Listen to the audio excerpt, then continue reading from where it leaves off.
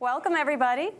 I'm Rebecca Keegan from the Los Angeles Times, and I am delighted to be here for this special Oblivion event, which is being brought to you by Universal Pictures, IMAX, and LA Times Hero Complex.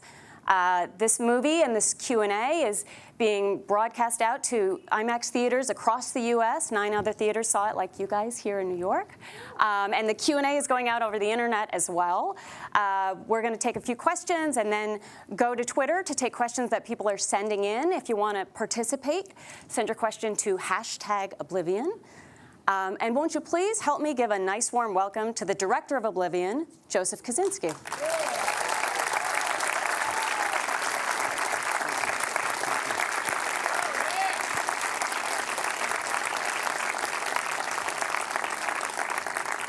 And without any further ado, the star of Oblivion, Tom Cruise. Off the back. Sorry, I gotta get the stage, man. The rest of me, sorry,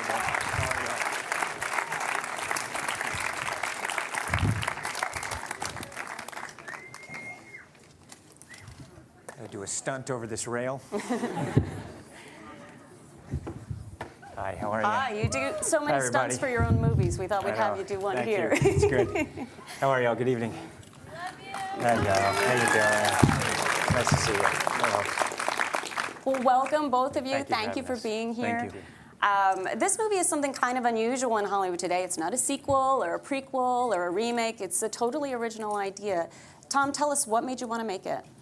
Him, Joe Kosinski. I think he's he's a guy who's a world creator, true visionary. And what I mean by that is you just look at the example. I mean, when I went and I saw in post some stuff on Tron, and he shared with me the story that of his next film. And I think when the audience sees the story, it just has amazing twists all the way up until the final frame. And then he took me through the world that he was going to create.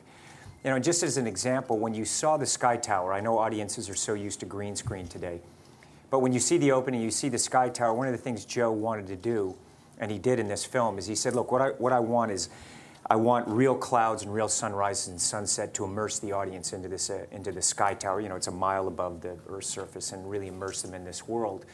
And so he took cameras into Hawaii and put them atop a volcano and photographed cloud formations, sunrises and sunsets, the stars. And then on the set that we built in Baton Rouge, he designed the set, and we built it on a massive sound stage.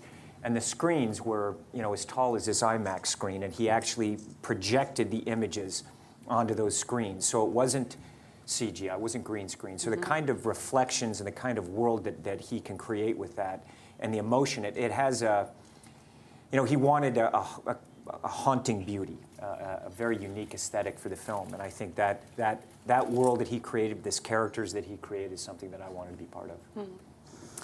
Joe, when Tom attached himself to this film, you didn't yet have a studio, you didn't yet have a script. It was very bold. You had nothing? Don't tell Tom that. What? Really? Yeah. You were pumped. That's not what he told me. He's like, look, they're lining up. It's all greenlit already, Tom. Just sign right here. Yeah. So once you knew that this was going to be your leading man, how did that shape how the script developed in the story? Well, I was in the kind of unique position to be writing the first draft of the script, knowing that Tom had a really strong interest in the story. So I was in, man. He was in. He said he was in. I wasn't completely sure. I told you when I say I'm in. Yeah, that's right. I knew, I just knew, having Tom in the lead role, I knew I could kind of shape the character to fit him. But to be honest with you, I felt like Tom already kind of suited the character of Jack Harper so well the way I envisioned him. So it wasn't much of a retooling. If anything, I just knew everything I wanted Jack Harper to do in this movie, Tom was going to be able to do it, and do it in camera and do it spectacularly. And I was just really thrilled to have such an incredible actor at the center of this film, because of all the different types of scenes the film has. It's a big action film, big action adventure film, but it's got mystery, it's got thrills, it's got romance, it's got a little bit of everything. And to have an actor of his caliber at the center of this film, for me, was huge. without spoiling anything for the folks watching online who haven't seen it, there's a fight scene in this movie that is really extraordinary and unusual. I don't know, Tom, if you can tell us anything about it. Thank you. I mean, I could tell you I've never done a fight like it, and I never will in the rest of my career. I don't know if you can't, that's, you know.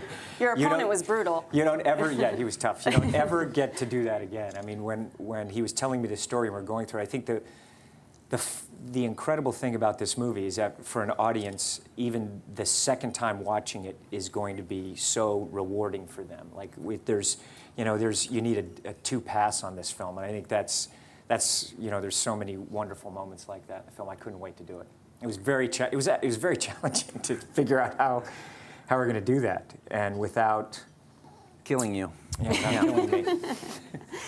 Well done. Thank you so much. Started getting some of the questions in on Twitter. I have a few of them here, so let me turn to them. This is a question from someone named @BMike3030, who asks, did you make this movie as a standalone or with sequel possibilities? Joe?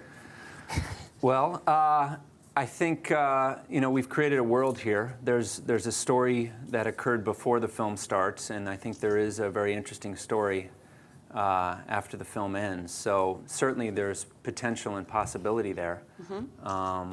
So maybe. So you're open to it? Open to the idea, Yeah, absolutely. I've been saying to him, look, the aesthetic that Joe has is so unique. I think when you see the film, you guys did see the film, you'll see, what he created it'd be fun to play if we, come up with a different story. This comes from Twitter. The name of the guy is @DannyNoodles. Gotta love that. I know Is him. that me? Is that me? Yeah. Tom Cruise, what inspired the unique look of the post-apocalyptic world in Oblivion? That's Joe Kosinski. You look at it, he had that vision, when I was looking at his early designs, and he wanted the location of Iceland right from the beginning. New York City, the mountains in New York. The trick was actually finding Crater Lake was very challenging, finding that location, something that is so picturesque and inviting. But the design of, you look at the wardrobe, the drones, the house, the bubble ship, all of that design was stuff that Joe came with early on. And it was pretty exciting, because we built the bubble ship, and some of the greatest car designers in the world actually came together to build this. So when the day that it showed up on set, we'd been waiting a long time, and Joe and I think we were like little kids getting in that bubble ship, feeling, this thing was like a fine piece of jewelry put together. I mean, I want to get those engines, and I want that bubble ship. I'm sure we can arrange that. I know. I want the bubble. They gave me the motorcycle as a gift, which I'm very grateful. But that bubble ship is really something. I want the house. Yeah, the How do I house get in is on cool. that? What about the pool? Who wants that pool? I'm waiting for where does that pool show up? This is a question that comes from someone in Virginia Beach. Jared Flom 3 via Twitter asks, compared to other No, I movies get you it. You got starred your in, hey, screen there right they there. are, That's pretty good, sneaky, good. huh? Okay, good. How much did We'll you read enjoy along with you. acting and being in Oblivion? I loved it. I love the world, the adventure of the film, the story, because it's a very, it's a great sci-fi is a new world, and yet it's a very personal journey. And yet you also have this kind of Rod Sterling twists, that I enjoy. And so the film, it has so many different levels to it if you want to enjoy it just as a pure adventure action movie, but when you start looking at it, there's so many different layers to it. And the character is, playing Jack Harper, he's really just a blue-collar worker, a drone repairman, yet he gets to fly a cool bubble ship down to Earth every day. And having the kind of discussions on a film of this nature that I had with Joe, it was just a very cool character and cool world to be in. Plus I have laser guns, and everyone likes a little laser gun every now and then. This comes from someone in San Diego. Bakalakadaka via Twitter asks, Tom, how did you prepare for this role? What I did was I just spent a lot of time with Joe going over what it is he intended, looking at the world, discussing the story and the character. Obviously, for every film, you have to train, and if you're changing your physical silhouette for something. So there's just the usual kind of training just to make it through a film of this nature. And then to train for the stunt fight. It was interesting with the stunt fight that we had. and I don't want to give anything away, but we shot it in a very hot environment. And that was surprisingly challenging because the suit itself was so, it was like a sauna, and it's a sauna, it just retains heat. So, and when we do one take of the fight, we're worried about high levels of dehydration and go into, kind of shock. So when we were doing the fight, after every single take, they would come and unzip us, and I had massive amounts of ice packs that would come in to try to bring our body temperatures down in between the takes. One thing I wondered about preparation of the characters is you put a lot of effort into showing what this guy liked about Earth, the Yankee cap, the Zeppelin albums. Where did those little details come from? It was just try to think about, what things you'd collect, in this world. This is a guy who's in love with a time that exists before he was born. So he's on the surface and finding these trinkets, and there's certain things he finds that have a special connection, but he doesn't know why he's attached to them. So that's some part of the fun of this story is you see what Jack has collected, but you don't quite understand, and he doesn't understand why he's chosen these specific elements until later in the film. So it's it's a mystery that I don't think so. Good. it's a mystery that as Jack's trying to figure it out, the audience is kind of going along with him. I feel like it's no accident that he's a Yankee fan, Tom. I know. Did you have a hand in that? Well, he said Yankee, or did I say? Well, Yankee? I could have brought up Mets, but I didn't want to. It had to be one or the other. Yeah. I didn't want reactions like that. So. Yeah. Forget New York. Here's a question from Denver. This is Kung Fu Danda 1 via Twitter, who says, Dig it. Tom, Dig Kung Fu Danda. was the whole movie filmed live on locations, or was a green screen used for filming any scenes? A very small amount of green screen was used on this film. Most of it was live in Iceland, and if you have a chance to go there, I greatly hope you jump on that opportunity. A stunning place to make a film and a great place to go.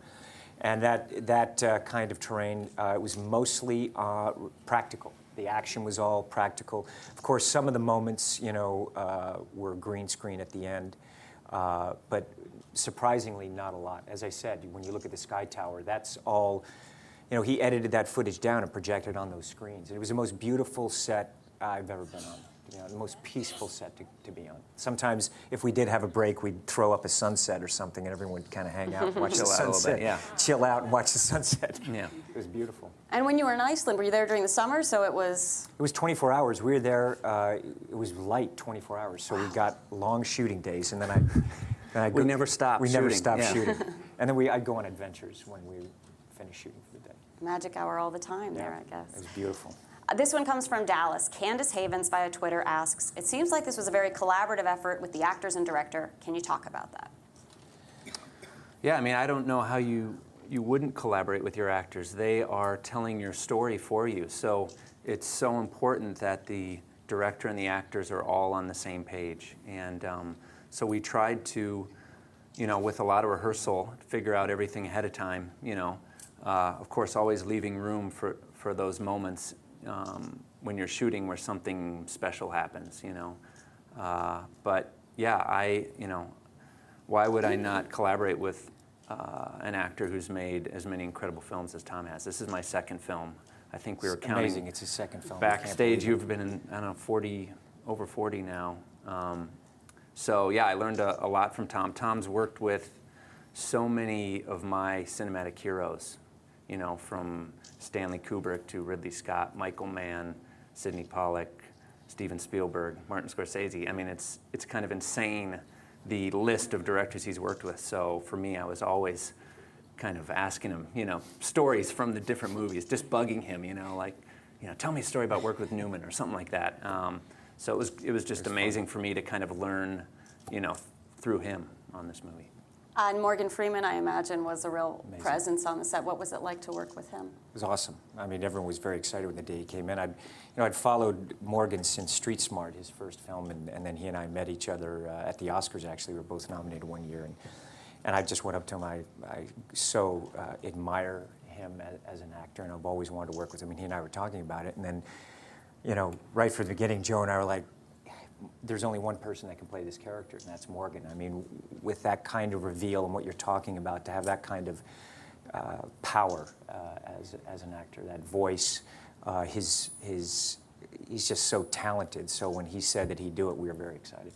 I realized I just stole that follow-up from NHL Rocks 48 via Twitter, who asked, what was it like directing Tom Cruise and Morgan Freeman? So thank you, NHL Rocks 48. So what was it like directing this, Well, man? it was amazing. I tried to just kind of stay out of the way, you know. It's like when you've got those two actors on screen together,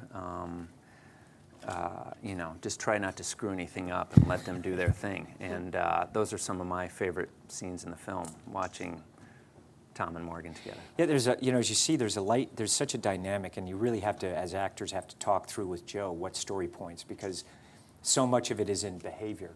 And when you look at it, you know, if the audience has a chance to see the film again, when you look at Olga Kurylenko, the mystery woman that comes in, the kind of, you know, and the way that Joe cut the film, it's cut, you know, so that when you see it a second time, you start to really recognize more and more layers of the performances, because there's Olga, who has an incredible presence and has a real power and dignity, and you know, and you see the subtlety of performance. It's really a delicate balance. And also Morgan, you know, when you look at how our characters deal with each other at the beginning, and also Andrea Riseborough, like the different turns that these characters make, you know, upon viewing it many times, people are gonna, I think, even appreciate more what he's done in terms of crafting a story with that kind of character layer inside. It's also nice to know that in the future, everyone's so beautiful. If the world ends, at least well, when you everybody- have Joe Kosinski shooting you, Yeah. you know, and you have, you know. This question comes from Melody SGH via Twitter, who says, huge Tom Cruise fan. Tom, what made you decide to act in Oblivion? It was just a great character, and I'm always looking for something that's different, that I think will be entertaining for an audience. You know, I want to make really high quality films for an audience, and entertaining, and give them things that maybe they wouldn't have seen before, and also find a challenge for me. And when I look at Joe Kosinski, it's hard to believe it's only his second film. When you see the excitement this film has, I mean, when you look at the action from the bubble ship, even the suspense in the library sequences, and the suspense that the overall tone of the film has, and yet this kind of very interesting story and personal story weaving in, it's just, I said I've never seen anything like it before. And I learn a lot, you know, when you see a filmmaker, you know, like Joe come on and his ideas, and it was so ambitious. When you talk about M83 for the score, you know, they've never done a feature film score before, and that level that he's just constantly setting the bar. When you look at the world that he's creating, when you look at the story that he wants to tell and how he wants to tell it, what I loved is even in talking with Joe, he doesn't know enough to know how ambitious the film is. You know what I mean? He was like, I want M83. I was like, I love M83. All right, let's do it, you know? And then, you know, here he is working with them, composing this beautiful score. And you go, you know, you're going to get something interesting, and something that will be, you know, it's high quality and entertaining for an audience, and yet very interesting artistically. Well, that leads nicely to our next question from Jam Van via Twitter, who asks, what music makes you think Oblivion? What do you mean? Well, I guess now it's the Hang on. score. But Joe, can you talk a little bit about... I listened to, I mean, the truth is I was listening to M83 when I wrote this original story 8 years ago, one of his early albums. So he's so connected to this story. It was a thrill to be able to get him to do the score for the movie. I was also listening to bands like Boards of Canada, Ulrich Schnauz, the scores of like Bernard Herrmann. The score to Vertigo for me was a really inspiring one. So those are the kind of things I was listening to while I was kind of formulating the story. A little Led Zeppelin as well. Throw in a little Led Zeppelin in there. This question comes from Bexadors Tom, who says, hi Tom, my name is Becky. I'm a massive fan. Becky. My question is, what was the best thing about doing this movie? Gosh, the best thing. You know, for me, being on a movie set, I just love it. It's something that I've wanted to do since I was a kid, 4 years old. I remember the moment I was like, God, if I could make movies. And when you're making a film like this, where you just know it's inventive, and working with Joe every day, someone, as I said, it's hard to believe it's his second film, how specific he is, how calm he is to work with, the actors that we had. I mean, you know, every day, Andrea Riceborough, you know, what she brings to that character, I don't know if you've seen any of her other work, but just such a talented actress. And then Olga Kurylenko, to see what she created with that character, which had such a, I think, a quiet strength. And then you got Morgan Freeman coming in and just delivering, you know, just powerhouses. It's something that every day there was something new and exciting that we were working on, and the sets were beautiful. Every day you went from one beautiful, interesting set to the next, so it was never, you know, it was never boring, was it, Joe? No. We stayed on the move. Yeah. Stayed on the move. This question comes from Hannah H. Lilly, who asks, what makes Oblivion such a unique sci-fi film? Well, I think, you know, it's an earthbound sci-fi. I think when you look at visually how it's classic in its nature and original. The stories, you know, great sci-fi takes an audience to a different place, but a place that they also, as you know, where as human beings recognize people within it. And that's what I think. I mean, I haven't, when you look at Minority Report and this are kind of the two, you know, they're different, but they're, you know, Minority Report being a thriller and this one being a thriller versus, you know, I guess War of the Worlds. But this is in that same kind of vein, where there's also, you know, when you see a sci-fi movie, I love looking at the technology. And in Minority Report, that's where the iPad came from. Mm-hmm. Really was inspired, Steve Jobs was inspired by that. So I hope that someone will be inspired by the swimming pool, if you're watching. And also by, please, the bubble ship. You know, feel free to build that. I appreciate it. I know when he did Tron, people were, you know, building the light cycles and stuff. So please feel free. I'll test fly it for you, you know. Sci-fi does seem like a genre where you're really comfortable. I was just reading on my way here that you're attached to Doug Liman's new film, which also has a bit of a sci-fi. Yeah, we shot it. We shot it already. The All You Need Is Kill is a title right now, but it's a totally different kind of sci-fi than this. But you know, sci-fi today is like the Western was, I think, because the Westerns came out and it could transport an audience to a different time, but tell, you know, socio-political stories, human stories, but you can also send an audience to a place that they wouldn't necessarily see. Today with sci-fi, you know, and sci-fi has always been a very popular genre, but now with cinema, you can create a world. And so using visual effects, but also, as with this film, it's mostly practical in camera. This question comes from Jolene Whippoff, who says, Tom, what is your secret? You look exactly the same as you did when you made Top Gun. I think a lot of us would like to know, and where can we get it? Jolene, thank you very much. I have no idea. I have just, I really don't know. Maybe it's because I get to, you know, for me, making movies is not work. It's a joy. I love telling stories and being part of it, and it's something that I've never taken for granted. And you know, I don't know. I think that's it. It can't be the sleepless nights and the, you know, 48 hours working in a row. Maybe that is it. I don't know, but I just have a real joy in what I'm doing. Darn, they don't sell that at Bloomingdale's. I don't know. So. I don't know what else. This comes from mgeorge51h, who asks, what was the toughest Oblivion stunt? The most painful one was when, is this giving it away? Like where I flip over onto the table. Where there's a shot where I flip over on the table, and I think when you see the film, my neck bends in a very unusual way. For the Blu-ray, yeah. When people get the Blu-ray, they can actually freeze frame, and they'll see his neck bending at a angle that seems like it should have broken. Yeah. It scared us all a little bit when we were watching on the monitor, but he jumped up and gave us a thumbs up. So we kept going, but I remember seeing your face, like, are you okay? Are you dead? Are you, please? That was fun. Riding the motorcycle was Olga. You know, Olga came in. She says, "I know how to ride motorcycles." So I said, "Oh, great! She knows how to ride motorcycles. Cool. She's going to feel really confident on it." So then we go into Iceland, and I'm going across these plains of Iceland and you know, I'm going very fast because we have a camera helicopter following. And, you know, you're doing little jumps and stuff like that. And the thing, all you have to do on the back of a motorcycle, particularly that kind, is you just have to hold on. So I said, please, Olga, all you have to do is just really hold on. And if you feel the bike is a little, just don't worry, I'll get us out of it, and we'll be hitting.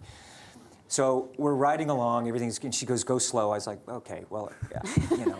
And I'm saying go faster. He's saying go faster, so I'm like, I'll go as slow as I can. I'm going about 70 miles an hour across, you know. And I'm thinking she's going to be holding on even tighter. I hit the bump, and her hands come off of my waist and grab the wheel, you know. And we're almost in midair, and the thing's like this, and the bike is out, and I'm trying to hit the throttle and straighten the bike out.